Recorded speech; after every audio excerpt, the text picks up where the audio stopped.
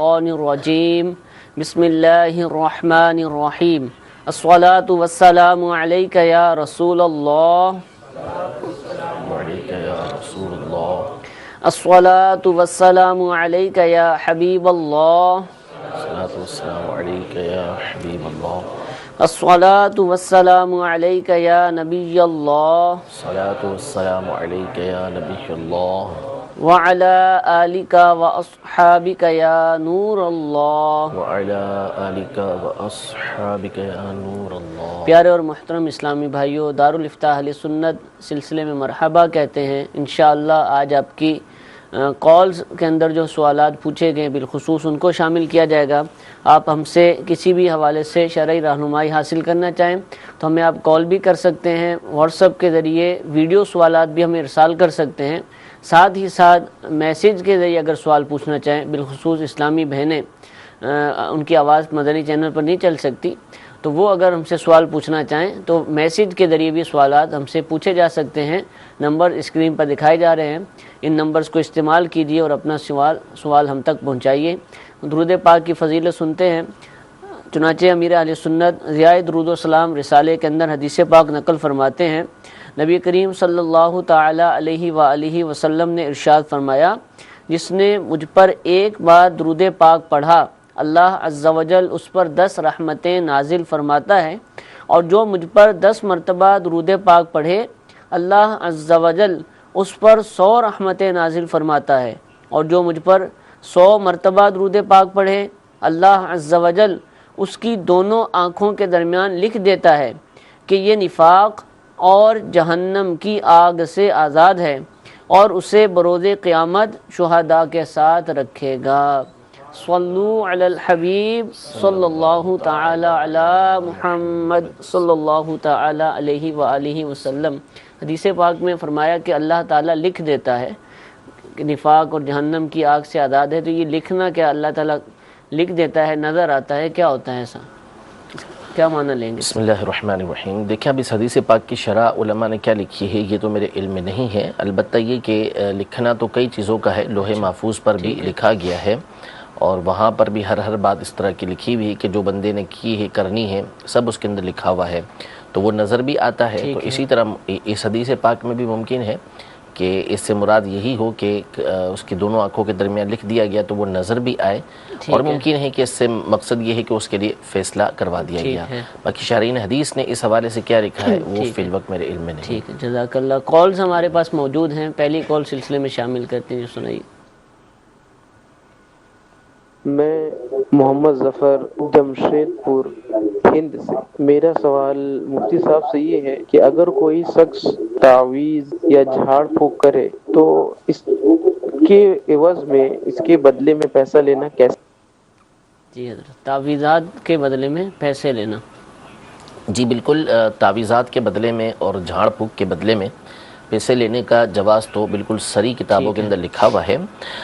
تعویذ کے حوالے سے بھی لکھا کہ تعویذ بندہ لکھ کر دیتا ہے تو اس کی اجرت طے کر کے لیتا ہے وہ، تو اس میں بھی کوئی حرج نہیں۔ اور جھاڑ پھونک کرنا یعنی باقاعدہ دم کرنا جس کو بولتے ہیں، اس پر تو بخاری شریف کے اندر کتاب الاجارہ کے اندر ایک باب پورا موجود ہے کہ جھاڑ پھونک کے اوپر اجرت لینا، اور اس میں امام بخاری رحمۃ اللہ تعالی علیہ نے سیدنا ابو سعید خدری رضی اللہ تعالی عنہ کی ایک حدیث پاک بھی نقل کی ہے کہ یہ افراد جو ہے چند لوگ کسی قبیلے کے پاس گئے سفر کے دوران، تو ان سے مہمان نوازی طلب کی اس زمانے کے رواج کے مطابق، تو انہوں نے انکار کر دیا، تو یہ لوگ ٹھہرے ہوئے تھے وہاں پر، تو قبیلے کے سردار کو کسی بچھو نے ڈس لیا، تو قبیلے والوں نے بڑی کوشش کی کہ اس کا علاج کرے لیکن ہو نہیں پایا، تو کسی نے کہا کہ یہ جو قافلے والے آئے ہوئے ہیں ان سے معلوم کرو، شاید ان کے پاس کوئی ایسا دم وغیرہ موجود ہو کہ جس کے ذریعے سے اس کا علاج کر دیں۔ تو وہ افراد جو ہے وہ سیدنا ابو سعید خدری رضی اللہ تعالی عنہ کے اس قافلے کے پاس آئے اور آ کے پوچھا کہ کیا تم میں کوئی ایسا ہے کہ جو یہ عمل کر سکے کہ جس کے ذریعے سے ان کی بیماری دور ہو سکے ہمارے سردار کی؟ تو انہوں نے کہا کہ ہے،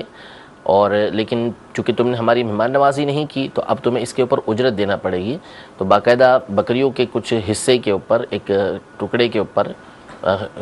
ریوڑ کے اوپر طے ہوا کہ اس کا علاج ہم کر دیں گے لیکن تمہیں اتنا دینا پڑے گا۔ تو پھر وہ گئے اور جا کے انہوں نے اس کو دم کیا، سورہ فاتحہ پڑھ کے دم کیا، تو جیسے جیسے وہ پڑھتے جاتے تھے گویا اس کی بیماری دور ہوتی جاتی تھی، یہاں تک کہ جب پورا پڑھ کے فارغ ہوئے تو اس کی بیماری مکمل دور ہو چکی تھی، تو انہوں نے وعدے کے مطابق دیا ٹھیک ہے، تو بعضوں نے کہا کہ اس کو تقسیم کریں، لیکن انہوں نے کہا کہ ہم نبی کریم صلی اللہ علیہ وسلم سے پہلے پوچھ لیں کہ پہلے کبھی ایسا واقعہ پیش نہیں آیا ٹھیک ہے، کہ اس طرح جھاڑ پھونک اجرت کرنے نہیں کے اوپر اجرت لینا بھی ٹھیک ہے یا نہیں ہے۔ تو حضور علیہ السلام کی بارگاہ میں حاضر ہوئے تو حضور علیہ السلام نے ارشاد فرمایا کہ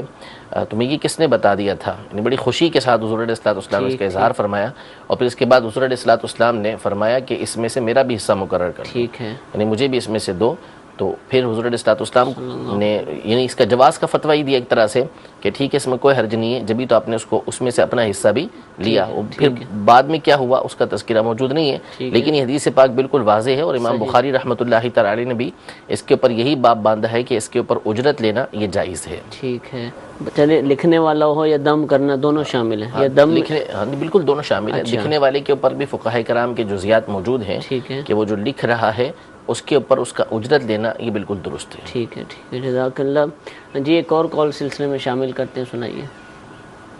حافظ محمد طاہر تلاگان ضلع چکوال سے بات کر رہا ہوں۔ سوال حضور میرا یہ ہے کہ ہم بینک سے اگر 20 لاکھ روپے قرضہ نکلواتے ہیں اور بدلے میں بینک ہم سے یا جگہ کے ڈاکومنٹ مانگتا ہے، تو قسطوں کی صورت میں ہم وہ پیسے واپس کرتے ہیں، کیا آیا یہ قرضہ نکلوانا صحیح ہے یا نہیں؟ اگر ہے تو ان شرطوں پہ، اگر نہیں ہے تو کون سی چیزیں ممانعت میں آتی ہیں؟ السلام علیکم ورحمۃ اللہ۔ وعلیکم السلام ورحمۃ اللہ وبرکاتہ۔ جی حضور، دیکھیں مسئلہ یہ ہے کہ اس کو شریعت کی روشنی میں رہن رکھنا بولتے ہیں، یعنی جس کو ہم عام طور پہ گروی رکھنا کہتے ہیں۔ اب جہاں تک رہا مطلق گروی، ابھی بینک کا معاملہ ہم نہیں لے رہے، مطلقاً گروی رکھنے والا معاملہ ہے کہ مثال کے طور پہ میں نے آپ سے کوئی چیز لی، پیسے لیے، اور اس کے بدلے میں نے آپ کو اپنے مکان کے کاغذات یا مکان ہی آپ کو دے دیا، تو یہ رہن رکھنا یہاں تک تو جائز ہے کہ یہ ایک ضمانت ہے کہ آپ کے پیسے واپس مل جائیں گے، پیسے لے کے کوئی کہیں نہیں جائے گا۔ تو یہاں تک کوئی بھی رکھے اتنا جائز ہے کہ قرضے کے اوپر کوئی ایسی جو ہے وہ ضمانت لے لینا، گارنٹی لے لینا کہ اس کے پیسے ڈوبیں گے نہیں، یہ درست ہے۔ لیکن یہ جو چیز رہن رکھی گئی ہے اس سے فائدہ اٹھانا، استفادہ کرنا اس سے، یہ ناجائز و حرام ہے۔ جیسے مثال کے طور پر آپ نے میرا مکان لے لیا، مجھے پیسے دے دیے، گارنٹی آپ کے پاس ہو گئی، لیکن اب یہ جائز نہیں کہ آپ اس مکان کے اندر خود رہنا شروع کر دیں یا اس کو کرائے پر چڑھا دیں کہ جب تک میں رقم ادا کروں گا اتنے میں آپ اس کا کرایہ بھی لیتے رہیں گے، یہ حرام ہے۔ اس کو اعلیٰ حضرت امام اہل سنت نے سود قرار دیا ہے کہ سود کی ایک صورت ہے۔ اب بینک کا معاملہ یہ ہے کہ بینک عام طور پر ایسے نہیں کرتا اس کا، کیونکہ کام ہی یہ ہے کہ اس نے کرنا یہ ہے کہ آپ نے جو پراپرٹی کے کاغذات وغیرہ رکھا ہے، وہ پراپرٹی کے کاغذات اگر فقط اتنا ہوتا ہے کہ آپ نے 30 لاکھ 20 لاکھ جو لیے ہیں اتنے آپ نے واپس کرنے ہیں تو کوئی پرابلم نہیں، ٹھیک، آپ کسی سے بھی لے رہے ہیں۔ لیکن یہاں پر جو مسئلہ کھڑا ہوگا کہ بینک عام طور پر ایسی شرائط رکھتا ہے کہ اگر آپ نے پیسے 20 لاکھ لیے ہیں تو اس کے پر آپ کو 21 لاکھ ہی دینا پڑیں گے، یا آپ کو کچھ نہ کچھ پیسے اوپر دینا پڑیں گے، مدت تک نہ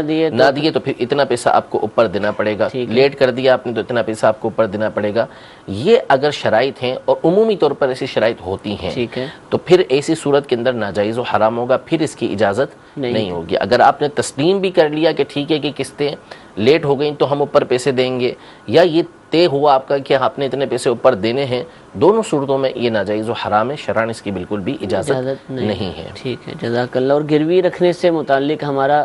جو ہفتے کے دن سلسلہ پیش کیا جاتا ہے، ابھی کچھ ہی ہفتے پہلے اس کے حوالے سے ہم نے سلسلے کیے ہیں، اس سے پہلے بھی دارالفتہ اہل سنت کے متعدد سلسلے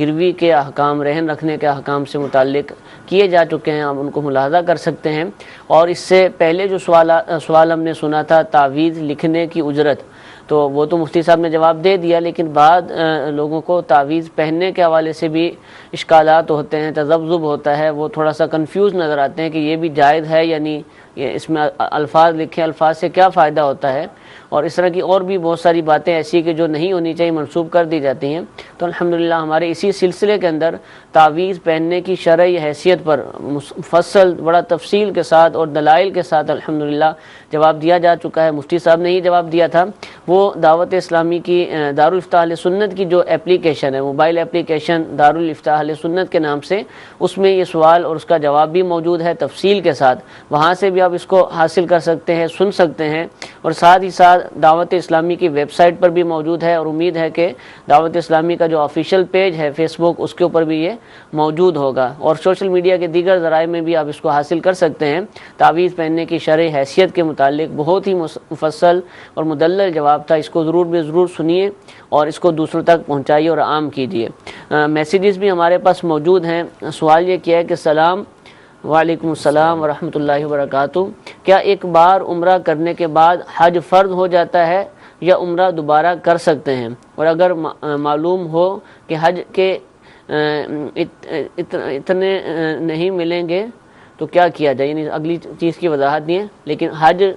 عمرہ کر لیا تو اب حج کر سکتے ہیں یا حج لازم ہو جاتا ہے یا مزید عمرے کرنے کی بھی اجازت ہوتی ہے؟ دیکھیں مسئلہ یہ ہے کہ عمرے اور حج کا آپس میں یوں کوئی تعلق نہیں ہے کہ عمرہ کرنے کی بنیاد پر کسی کے اوپر حج فرض ہو جائے۔ جیسے مشہور یہ ہے کہ کسی نے شوال کے مہینے کے اندر اگر عمرہ کر لیا یا وہ مکہ مکرمہ میں ہے تو اب اس پر بہر صورت حج کرنا لازم ہوگا۔ تو پہلی بات تو یہ جان لے کہ حج کا تعلق اس کی اپنی شرائط کے ساتھ ہے کہ شریعت مطہرہ نے حج کے لیے جو شرائط مقرر کی ہیں، مسلمان ہونا، آزاد ہونا، استطاعت ہونا، یہ تمام کی تمام شرائط اس کے اوپر جو رکھی گئی ہیں وہ ہونا ضروری ہے۔ عمرے سے یا مکہ مکرمہ میں شوال کے مہینے کے اندر ہونے سے اس کا کوئی تعلق نہیں۔ تو بنیادی اعتبار سے یہ ہے کہ اگر کسی کے اوپر حج فرض ہوتا ہے اور اس نے پہلے حج نہیں کیا تو چاہے وہ رمضان میں عمرہ کرے چاہے وہ شوال میں عمرہ کرے، جب حج فرض ہو گیا اس کے اوپر تو اب اس کو حج کرنا ضروری ہے۔ صرف اس وجہ سے نہیں کہ اس نے شوال کے اندر عمرہ کیا، بلکہ یہ دیکھا جائے گا کہ اس کے اوپر حج فرض ہوتا ہے یا نہیں، شرائط پائی جاتی ہے نہیں پائی جاتی۔ اب اگر ایک شخص ہے کہ جس نے پہلے سے حج کر لیا، وہ شوال کے مہینے کے اندر جا کے جو ہے وہاں پہ عمرہ کرتا ہے تو ظاہر ہے اس کے اوپر تو حج فرض ہی نہیں۔ اسی طرح ایک شخص جا کے شوال کے مہینے کے اندر عمرہ کرتا ہے یا رمضان میں عمرہ کرتا ہے، لیکن اس کے پاس اتنی گنجائش نہیں کہ وہ حج کر سکے، یا گنجائش ہے لیکن ظاہر ہے کہ وہاں پر رہنے گورنمنٹ وہاں کی رہنے نہیں دے گی، تو اس صورت میں اس کے اوپر یہ چیز لازم نہیں ہوگی کہ وہ حج کرے گا ہی کرے گا۔ تو حج کا تعلق یوں عمرے کے ساتھ نہیں ہے، لہذا اگر انہوں نے عمرہ کیا ہے تو عمرہ اگر جیسے شوال کے مہینے میں کیا یا حج کے لیے جا رہے ہیں اس وقت انہوں نے عمرہ کیا ہے تو ٹھیک ہے، ایک عمرے کے بعد عمرہ یہ کر سکتے ہیں۔ ہاں اگر انہوں نے حج قران کیا ہے تو حج قران میں چونکہ ایک ہی عمرہ ہوتا ہے اور اس کے بعد پھر حج کرنا ہوتا ہے، تو اس لیے حج قران کی صورت میں ایک الگ بات ہے کہ جہاں عمرے اور حج کی نیت ایک ساتھ کی جاتی ہے تو اس میں پھر عمرہ کرنے کے بعد ٹھہرے رہنا ہے، اس میں پھر حج کے بعد ہی عمرہ ہو سکے گا۔ باقی اس کے علاوہ عمرے میں کوئی قید نہیں ہے۔ ہمارے یہاں عام طور پہ جو جاتے ہیں وہ حج تمتع کے لیے جاتے ہیں یا رمضان کے اندر ربیع الاول وغیرہ کے اندر عمرے کے لیے جاتے ہیں، تو اس میں جتنے چاہیں عمرے کریں، ان کے اوپر کوئی روک ٹوک نہیں ہے۔ ٹھیک ہے، جزاک اللہ۔ ایک اور میسج کے ذریعے سوال پوچھا گیا کہ کیا مائک پر اسلامی بہنیں نعت پڑھ سکتی ہیں، اور اگر آواز صرف گھر کے اندر ہی ہو تو پھر کیا حکم ہے؟ دیکھیں بنیادی اعتبار سے یہاں پر مسئلہ یہ ہے کہ عورتوں کی جو آواز ہے وہ بھی عورت ہے، بالخصوص جو نغمے والی اور آواز ہے اس کے بارے میں تو خصوصی تاکید ہے، اسی لیے چھپانے کی چیز ہے، اسی لیے بلند آواز، اسی لیے اذان دینے سے منع کیا گیا کہ جو اذان ہوتی ہے نماز کی وہ عورتوں کے لیے نہیں کی گئی کہ وہ اعلام ہے، بلند آواز سے کہنا ہوتی ہے اور اس میں ترنم بھی عام طور پہ ہوتا ہے۔ تو بہرحال آواز جو عورت کی ہے اس کو جو خاص طور پہ نغمے والی آواز ہے اس کو چھپانے کا حکم ہے۔ اب یہ گھر کے اندر اس طریقے سے کر رہی ہیں تو اگر تو مائک پر کر رہی ہیں لیکن مائک ہے اتنا چھوٹا سا کہ گھر کے اندر ہی رہتا ہے، باہر کسی صورت بھی غیر محرم تک آواز نہیں پہنچ رہی، تو ظاہر ہے کہ اس میں کوئی حرج نہیں ہے، لیکن ایسا ہے مشکل کہ ایسا مائک ہو اور پھر اس کے بعد جو ہے وہ صرف اور صرف اس چار دیواری کے اندر رہے، باہر آواز بالکل بھی نہ جائے تو شاید ہو جائے گا۔ لیکن اگر بغیر مائک کے ہے لیکن آواز بہت بلند ہے، نعت پڑھ رہی ہیں، بیان کر رہی ہیں، یا جو ہے وہ منقبت پڑھ رہی ہیں جس کی وجہ سے باہر آواز جاتی ہے، غیر محرم اس کو سنتے ہیں، تو پھر اس کی اجازت نہیں ہے۔ تو یہاں پہ مائک اور مائک کے نہ ہونے سے تعلق نہیں، اصل یہ ہے کہ آپ کی آواز غیر محرم تک نہیں جانی چاہیے۔ ٹھیک ہے، جزاک اللہ۔ اسلامی بہنوں کی آواز سے متعلق احکام، ان کے پردے سے متعلق احکام، امیر اہل سنت کا رسالہ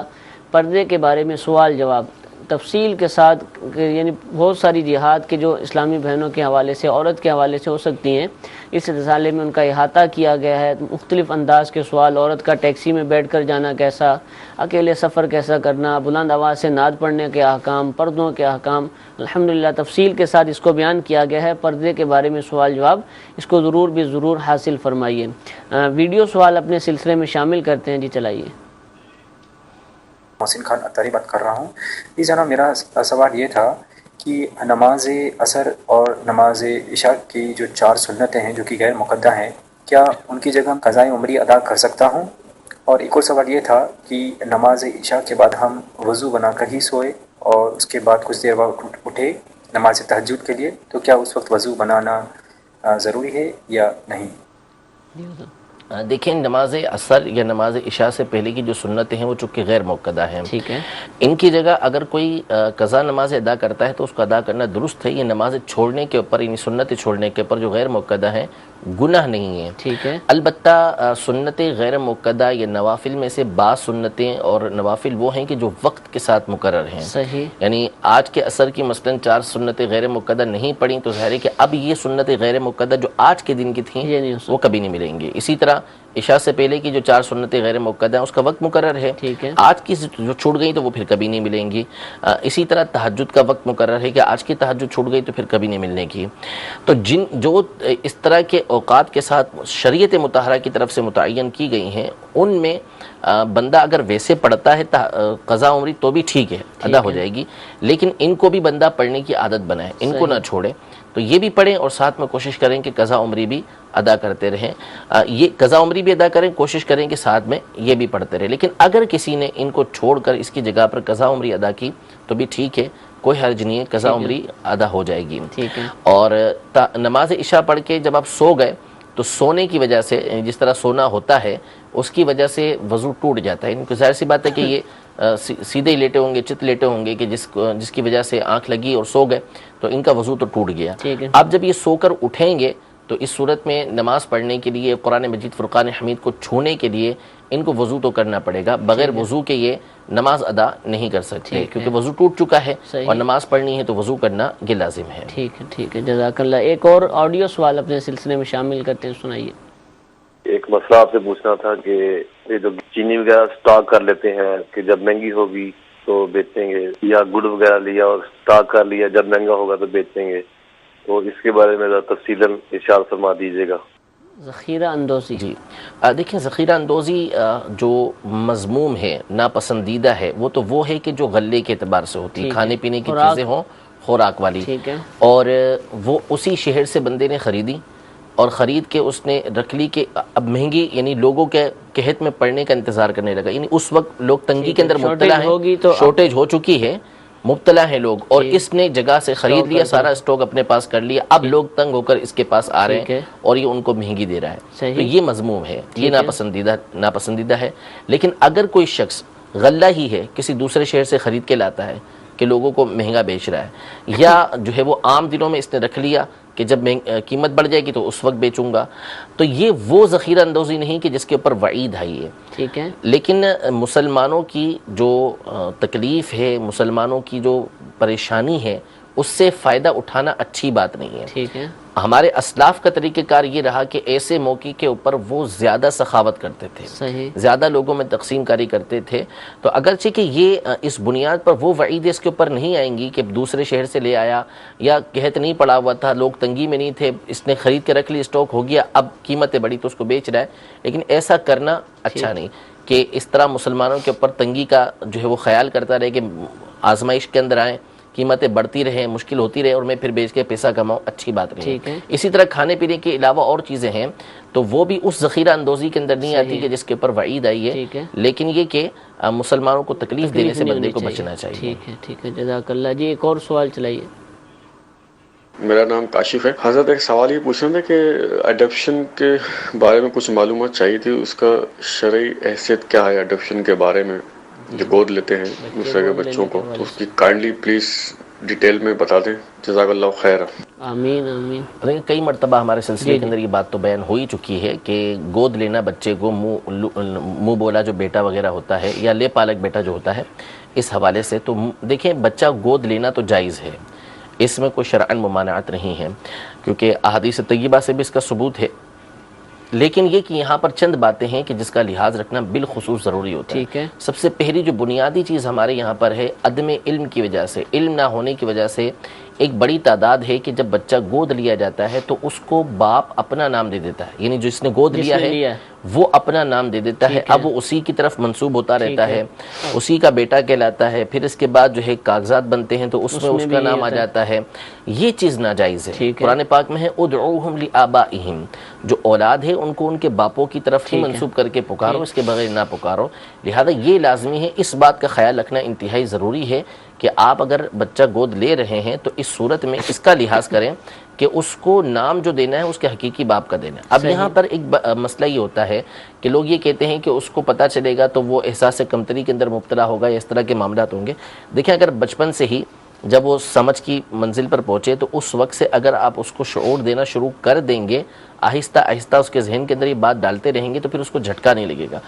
بعد میں آپ نے بتایا نہیں اور اچانک اس کو پتہ چلے گا تو پھر یہ زیادہ اس کے لیے پریشانی کا سبب بنے گا، تکلیف کا سبب بنے گا. اور پھر ہم مسلمان ہیں تو بحیثیت مسلمان ہمیں قرآن و سنت ہی کو فالو کرنا ہے، اسی کو دیکھنا ہے کہ حکم شرع کیا ہے. حکم شرع یہی ہے کہ آپ نے ان کی نسبت اپنی طرف نہیں کرنی، ان کے حقیقی باپ کی طرف کرنی ہے. پھر اس کے بعد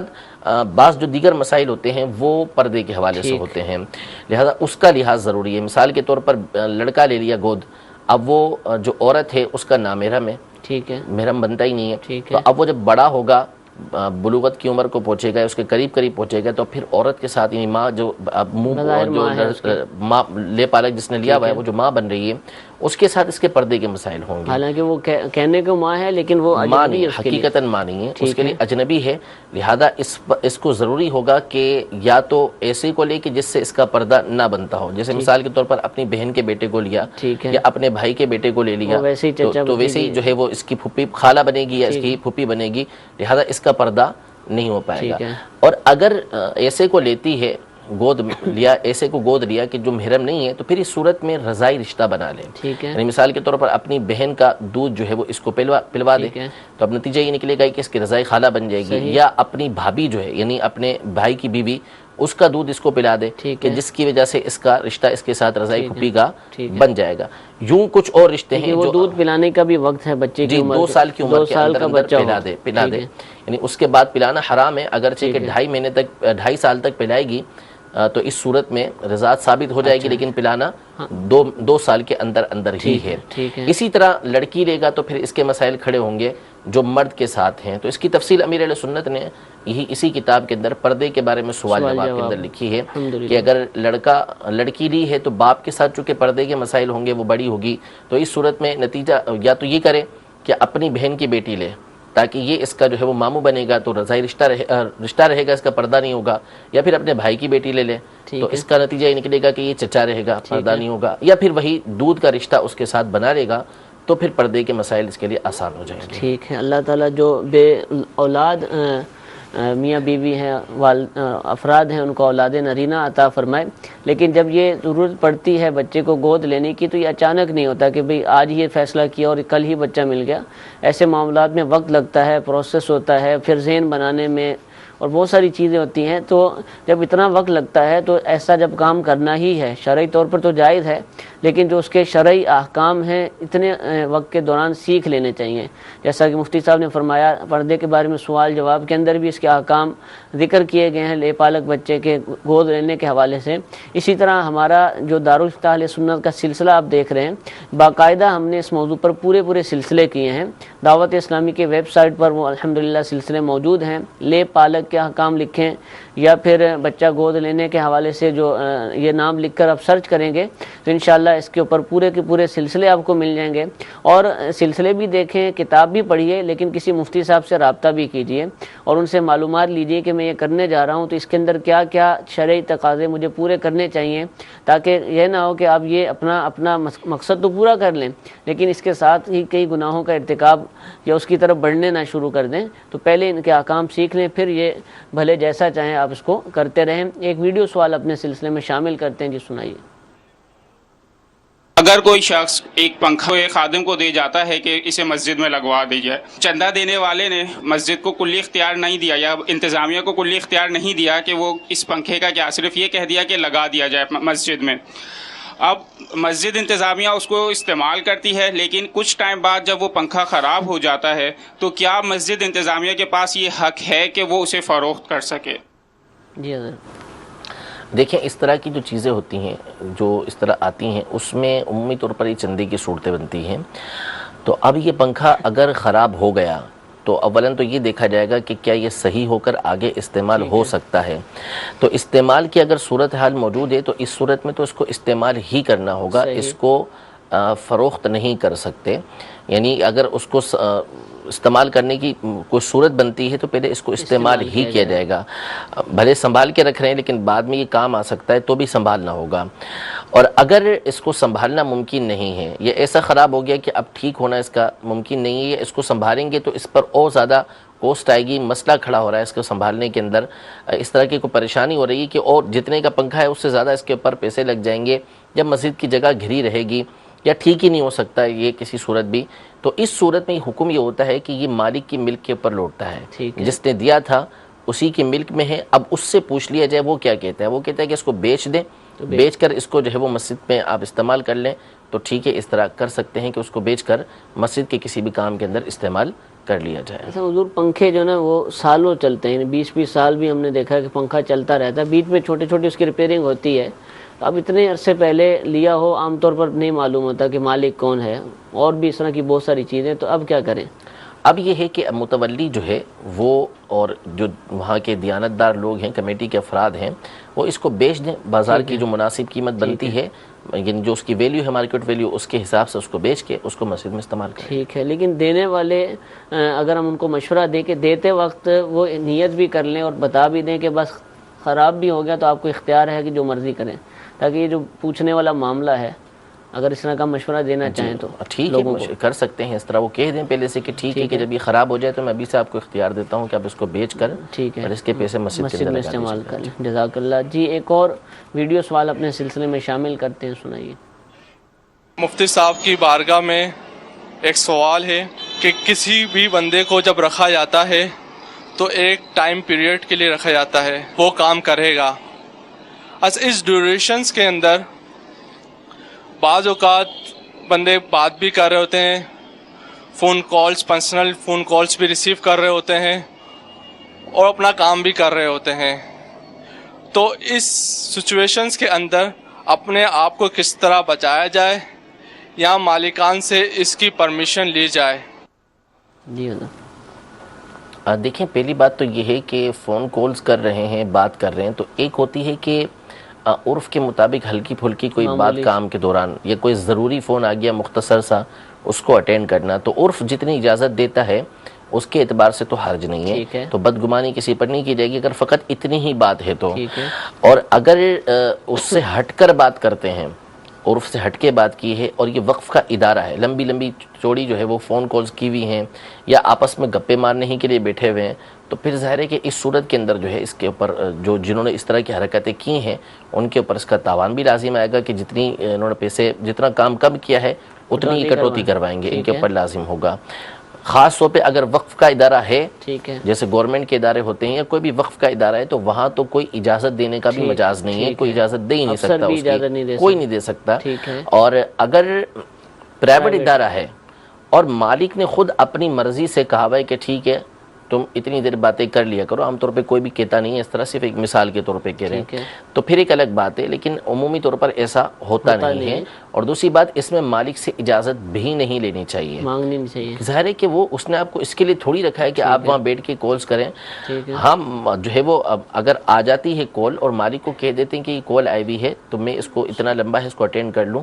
تو ٹھیک ہے, یا مالک خود کہہ دیتا ہے کہ ٹھیک ہے آپ جو ہے اتنی کالز آئے تو اٹینڈ کر لیا کریں, تو ہو سکتا ہے کہ کٹوتی نہیں ہوگی. لیکن اگر آپ نے عرف سے ہٹ کر گفتگو کی ہے, یا عرف سے ہٹ کر آپ نے, رواج سے ہٹ کر آپ نے فون کالز اٹینڈ کی ہیں لمبی لمبی, تو پھر اس صورت میں آپ کو اس کی کٹوتی کروانا پڑے گی, یا پھر مالک یعنی جس کی پرائیویٹ کمپنی ہے اس سے معاف کروانا پڑے گا, اس کے بغیر نہیں چلے گا. اور کال کرنے والوں کو بھی ہم مشورہ دیں کہ بہت سارے افراد کا پتہ ہوتا ہے کہ اس ٹائم یہ جاب پر ہیں جی, اور اپنا کام کر رہے ہوں گے, تو ایسی بات کے جو بعد میں بھی کی جا سکتی ہے, نہ کیا جائے, ان کو ڈسٹرب نہ کیا جائے. بالکل بالکل, سب کو, یعنی اس میں سب ہی کا معاملہ ہے کہ نہ دوست احباب کریں نہ گھر والے کریں. ضروری ہے, انتہائی ضروری کوئی بات ہے جو پوچھنی ہے تو پھر ٹھیک ہے وہ کر لی جائے ضرورت کے تحت, لیکن فون کالز کرنا دوستوں کا دیگر کا یہ ٹھیک نہیں ہے, مناسب نہیں. اور صرف یہ جاب کے دوران لحاظ نہ کیا جائے بلکہ یہ دیکھا جائے کہ جیسے نماز کا وقت ہے, اب آپ کو پتہ ہے کہ وہ مثال کے طور پر باب المدینہ کراچی کے اندر ہے, اب اس ٹائم یہاں پر نماز مغرب کا وقت ہوگا معلوم ہے, تو اب وہ نماز پڑھ رہا ہے, آپ کال پہ کال کیے جا رہے ہیں, تو اس کا بھی لحاظ کیا کریں کہ وقت کون سا ہے, اس پہ کال کرنا مناسب ہے یا نہیں ہے. ٹھیک ہے, ڈسٹرب نہ کیا جائے,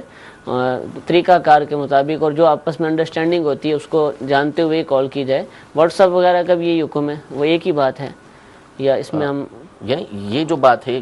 آفیسز کے حوالے سے ظاہر سی بات ہے, اس میں تو جو بھی چیز ہے اصل دیکھیں وہاں پہ رکھا کیوں گیا ہے, کام کے لیے رکھا گیا ہے, کام کرنا ہے, تو کام میں جو بھی ڈسٹرب کرنے والی چیز ہے اس سے بچنا ہی ہوگا, چاہے وہ واٹس ایپ ہو, چاہے وہ کوئی بھی سوشل میڈیا کا طریقہ کار ہو, یا آپ کا دوست آ کے روزانہ آپ کے پاس آدھا پونا گھنٹہ بیٹھ جاتا ہے, آپ اس سے گپے لگاتے ہیں, تو ظاہر ہے کسی چیز کی بھی اجازت نہیں ہوگی. ان چیزوں کی اجازت نہیں. جی ایک ویڈیو سوال سلسلے میں شامل کرتے ہیں, سنائیے. یہ جو بازاروں میں بھیک مانگتے ہیں, کیا ان کو بھیک دینا جائز ہے؟ جی حضرت, یہ ایک بہت بڑا مسئلہ ہے, اور لوگ دے بھی رہے ہوتے ہیں اور منع بھی کر رہے ہوتے ہیں, دونوں طرح کے لوگ ہیں. دیکھیں جی مسئلہ سب سے بڑا خود دینے والا کنفیوز ہوتا ہے اس کے اندر, پریشان اس وقت وہ مانگنے کا انداز ایسا ہوتا ہے کہ انسان چاہے بھی کہ نہیں دینا چاہیے, وہ بھی دے کے آتا اس کو دینا پڑ جاتا ہے, اور بعض دفعہ مجبور کر دیتے ہیں وہ مانگنے والے. دونوں صورتیں ہوتی ہیں, دونوں باتیں. دیکھیں اس میں مسئلہ یہ ہے کہ بعض لوگوں کی عادت ہوتی ہے کہ وہ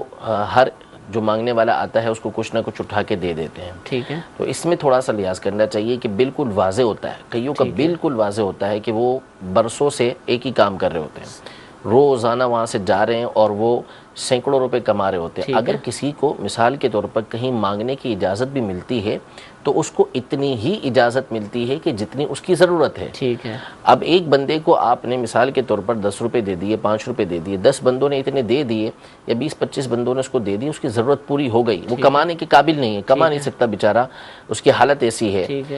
کھانا پینا اس کے لیے مسائل ہیں, کوئی اس کو پالنے پوسنے والا نہیں ہے, تو اتنوں نے دے دی, اس کی ضرورت پوری ہو گئی, اب اس کے آگے اس کا مانگنا حرام ہے. ٹھیک ہے, لوگ دے رہے ہوتے ہیں, تو یہ بھی غلط ہے اس طریقے سے کرنا. تو یہ بہرحال دیکھ لیا جائے کہ جو پروفیشنل جس طریقے سے مانگنے والے ہوتے ہیں, پیشہ ور جو ہوتے ہیں, عمومی طور پہ ہمیں نظر آتے ہیں, ایک ہی جگہ عمومی طور پر وہی ہوتے ہیں,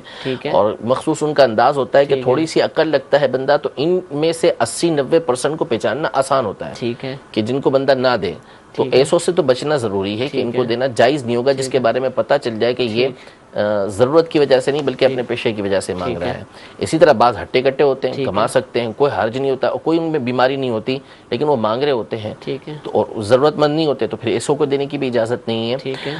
کچھ ایسے ہوتے ہیں کہ جن میں بندہ کنفیوز ہو جاتا ہے کہ یہاں پہ دے یا نہ دے, تو اس وقت بندہ سمجھداری سے کام لے, غور و فکر کرے, اگر دل جمتا ہے اس کا واقعی کہ یہ مستحق ہے تو پھر اس کو دے, ورنہ جو کوشش یہی کرنی چاہیے سب سے بڑھ کر, میں تو کئی مرتبہ بتا چکا ہوں کہ اس میں بندے کو اپنے رشتہ داروں کو سب سے پہلے تلاش کرنا چاہیے کہ رشتہ داروں میں کوئی ضرورت مند موجود ہے یا نہیں ہے, یا ایسے غربا ہوتے ہیں کہ جن کے بارے میں اگر معلومات کی جائے تو پتہ چلتا ہے کہ انتہائی پریشانی کے اندر ہیں, آزمائش کے اندر ہے, تو بندہ کوشش کر کے وہاں جا کے ان کو دے. یہ سب سے بہتر ہے, اس سے آپ کے دل کو سکون ملے گا. باقی یہ جو پروفیشنل ہوتے ہیں ان کو دے کر تو آپ اور زیادہ ان کو اس بات پر جری کر رہے ہیں, اور زیادہ آپ غریبوں کا حق یوں کہہ لیں کہ ایک طریقے سے مارنے والے جو افراد ہیں ان کی آپ حوصلہ افزائی کر رہے ہیں, تو اس سے بچنا چاہیے. چھوٹے چھوٹے بچے مانگ رہے ہوتے ہیں, یعنی وہ بظاہر کھیل کود رہے ہیں, لیکن جیسے آپ نے گاڑی کھڑی کی, آپ گئے دکان پر, تو اب وہ پورا گینگ سمجھ لیں کہ, تو یہ بھی اسی حکم میں پروفیشنل ظاہر ہے کہ اصل میں یہ جو بچے عام طور پہ ہوتے ہیں تو چھوڑے ہوئے ہوتے ہیں. ٹھیک ہے, کہ یہ جو ہے وہ تنگ اتنا کر دیتے ہیں سامنے والے کو کہ بعض اوقات وہ مجبور ہو کے دے دیتا ہے. ٹھیک ہے, تو وہ ایک الگ بات ہے کہ اس نے اپنی عزت بچانے کے لیے دی, تو وہ گناہ گار نہیں ہے, لیکن جنہوں نے ان کو مقرر کیا ہے وہ گناہ گار ہے. لیکن وہ کہاں ان چیزوں کی پرواہ کرتے ہیں کہ کیا گناہ ہے کیا ثواب ہے, ان کو تو پیسے سے غرض ہوتی ہے. تو امیر علیہ سنت کا رسالہ ہے پراسرار بھکاری اور دولت کے انبار کے نام سے, ان دونوں کا مطالعہ کریں, اور ایسے لوگوں کو جن کو سمجھانا ممکن ہے کوشش کریں کہ ان کو سمجھائیں. ان پر بھی انفرادی کوشش کی جائے. اگر ایک آدمی آپ کو روزانہ نظر آ رہا ہے اور آپ ہی کے علاقے میں, تو وہ بھی مسلمان ہے, تو اس کے بعد جایا جائے، اس کو سمجھایا جائے، شرعی بیان کیا جائے کہ سوال کرنا کہاں جائز ہے کہاں جائز نہیں ہے، اور ان کو بھی مسجد میں لایا جائے، ان کو بھی نماز پڑھنے کی ترغیب دی جائے، یہ سارے کام ان کے ساتھ بھی کیے جائیں۔ جامعۃ المدینہ کے طلبہ کرام بھی ہمارے پاس موجود ہیں، ایک سوال ہم ان سے بھی لیتے ہیں۔ جی سنائیے۔ رحمۃ اللہ وبرکاتہ۔ وعلیکم السلام ورحمۃ اللہ وبرکاتہ۔ مفتی صاحب کی بارگاہ میں عرض ہے کہ اگر کوئی شخص کلف لگا کر نماز پڑھتا ہے تو اس کا کیا حکم ہوگا؟ برائے کرم وضاحت فرما دیجیے۔ جی حضور۔ کپڑوں پر کلف لگا کے نماز پڑھنا، دیکھیں مسئلہ یہ ہے کہ کلف لگے ہوئے کپڑے ہوں یا بغیر کلف لگے ہوئے کپڑے ہوں، اصل نیت کے اوپر دار و مدار ہے۔ خوبصورت کپڑے پہنے ہوئے ہیں، قیمتی کپڑے پہنے ہوئے ہیں، نیت اس کی یہ ہے کہ میں چونکہ اللہ تبارک و تعالیٰ کی بارگاہ میں حاضر ہو رہا ہوں تو اس لیے میں جو ہے وہ اچھے کپڑے پہن کر حاضر ہو رہا ہوں، تو بہت اچھی بات ہے۔ ہمارے اسلاف کی، امام اعظم ابو حنیفہ کی، امام زین العابدین کی، امام محمد باقر رضی اللہ تعالیٰ عنہم، ان طرح کے بزرگوں سے ہی منقول ہے کہ انہوں نے اپنے قیمتی جوڑے خاص طور پر رات کی عبادت کے لیے رکھے ہوئے تھے، کہ نماز کے لیے کھڑے ہوتے تو قیمتی لباس پہن کر اللہ تبارک و تعالیٰ کی عبادت کیا کرتے تھے کہ اللہ کی بارگاہ میں حاضر ہو رہے ہیں۔ تو اچھی نیت کے ساتھ اگر آئیں گے تو بہت اچھی بات ہے، چاہے کلف لگے ہوئے کپڑے ہوں یا کوئی دوسرے کپڑے اچھے والے ہوں۔ اور اگر اچھی نیت نہیں ہے تو ظاہر ہے کہ کوئی بھی کپڑے ہوں جو تفاخر کے لیے، تکبر کے لیے پہنے جا رہے ہیں، ریا کے لیے پہنے جا رہے ہیں، دکھاوے کے لیے پہنے جا رہے ہیں، تو وہ تو مذموم ہے۔ ایسے کپڑے نماز میں کیا ویسے ہی بندہ اس سے اجتناب کرنا اس کے لیے ضروری ہوگا کہ اپنی نیت کو وہاں پر ٹھیک کرے۔ ہاں، کلف لگے ہوئے کپڑوں کے اندر ایک صورت یہ ہوتی ہے کہ بعضوں کے کلف بہت ٹائٹ ہوتے ہیں، اب جس کی وجہ سے وہ کپڑے چڑمڑ ان کے کر رہے ہوتے ہیں، اوپر نیچے ہاتھ جاتے ہوئے، اور پوری توجہ ان کی اس کلف کو بچانے کے اوپر ہوتی ہے۔ اگر ایسی صورتحال ہے تو پھر اس میں ایسے کپڑوں میں نماز پڑھنے سے گریز کرنا چاہیے کہ جو نماز سے آپ کو غافل کرے، نماز میں آپ کی توجہ دوسری طرف لے کر جائے۔ ٹھیک ہے۔ آخر میں ایک مختصر سوال یہ فقراء کے حوالے سے بھی جو ہوا، بیکاریوں کے حوالے سے، ان کا لینا تو جائز نہیں ہے جو پیشہ ور ہیں، لیکن اگر ہم صدقہ ادا کرنا ہے، صدقہ دینا چاہتے ہیں، اس وقت ہم دے رہے ہیں، یعنی ان کی طرف سے جو بھی حکم ہے، تو کیا ہمارا صدقہ وہ ادا ہو جائے گا؟ دیکھیں مسئلہ یہ ہے کہ دین اسلام کا کوئی کام بھی فضول نہیں ہے۔ ٹھیک ہے۔ اسلام کے ہر کام کے اندر حکمتیں موجود ہیں۔ اللہ تبارک و تعالیٰ نے زکوٰۃ ہم پر فرض کی یا ہمیں حکم دیا کہ ہم صدقہ و خیرات کریں، تو اس میں جہاں اللہ تبارک و تعالیٰ کی رضا ہے، بندہ مال و دولت سے اپنے آپ کو دور کرتا ہے، یعنی مال کی محبت اپنے آپ سے دور کرتا ہے، اسی طرح اصل میں زکوٰۃ یہ اسلام کا پل قرار دیا گیا اور اس کے فوائد بیان کیے گئے۔ تو زکوٰۃ سے، صدقات سے اصل مقصد یہ ہے کہ جو مستحق افراد ہیں، ایسے لوگ ہیں کہ جو کمانے پر قادر نہیں یا کسی مصیبت کے اندر مبتلا ہیں، ضرورت مند ہیں، ان چیزوں کے ذریعے، زکوٰۃ کے ذریعے، صدقے کے ذریعے ان کی مصیبتیں اور پریشانیاں دور ہوں۔ ہمارے نبی کریم صلی اللہ تعالیٰ علیہ وسلم کے عہد کے اندر یہ ہوتا تھا کہ صدقہ فطر 3 دن پہلے جمع کر لیا جاتا تھا، پھر اس کے بعد جو ہے وہ عید کے دن جو ہے وہ فقراء کو تقسیم کر دیا جاتا تاکہ وہ اس کے ذریعے سے اپنا عید اچھی طریقے سے گزار سکیں۔ تو یہ تمام کے تمام مقاصد جو ہیں وہ اسی لیے ہیں کہ تاکہ غریب لوگ جو ہیں وہ اپنی ضروریات کو پورا کر سکیں۔ فضول کام ہمارا دین جو ہے وہ اس کا حکم نہیں دیتا۔ اب آپ نے اٹھا کر ایک شخص کو دے دی، آپ کو پتہ ہے کہ یہ ضرورت مند نہیں ہے، صاف نظر آپ کو آ رہا ہے کہ یہ پیشہ ور ہے، اس لیے آپ اس کو دے رہے ہیں، پروفیشنل اس لیے آپ اس کو دے رہے ہیں، لیکن بس آپ دے دیتے ہیں، عادت بنی ہوئی ہوتی ہے بہت سو کی، تو یہ وہ صدقہ نہیں کہلائے گا۔ اس پر تو علماء نے واضح طور پہ لکھا ہے کہ کسی ایسے شخص کو دینا کہ جس کے بارے میں پتہ ہے کہ یہ مستحق نہیں ہے، اس کو کوئی ضرورت نہیں ہے، کمانے پر خود قادر ہے، کما سکتا ہے، اس کو دینا گناہ ہے، ٹھیک ہے، اجازت نہیں ہے۔ تو اس لیے اگر ایسے شخص کو دیا کہ جس کو دینے کی اجازت نہیں تو اس کے دینے کی بنیاد پر گناہگار ہوں گے، توبہ کرنا ہوگی، صدقہ کہاں سے ہوگا۔ اللہ تعالیٰ ہم سب کو شرعی احکام پر عمل کی توفیق عطا فرمائے۔ ہمارے سلسلے کا وقت ختم ہوا، کل انشاءاللہ عز و جل دوبارہ دارالفتاح اہل سنت سلسلہ براہ راست پیش کیا جائے گا، لیکن کل چونکہ جمعرات ہے اور ہر جمعرات ہفتہ وار سنت و برا اجتماع مغرب کی نماز کے بعد دعوت اسلامی کے مدنی مراکز میں شروع ہو جاتا ہے۔ عالمی مدنی مرکز فیضان مدینہ میں بھی انشاءاللہ عز و جل مغرب کی نماز سے ہی ہفتہ وار سنت و بر اجتماع کا آغاز ہو جائے گا۔ تو جمعرات والے دن ہمارا سلسلہ عصر کی نماز کے بعد براہ راست پیش کیا جاتا ہے، تو آپ اس کو اس کے وقت مقررہ میں دیکھیے۔ اللہ تعالی ہم سب کو عمل کی توفیق عطا فرمائے، آمین بجاہ النبی الامین۔ صلو علی الحبیب صلی اللہ تعالی علی محمد صلی اللہ علیہ وسلم۔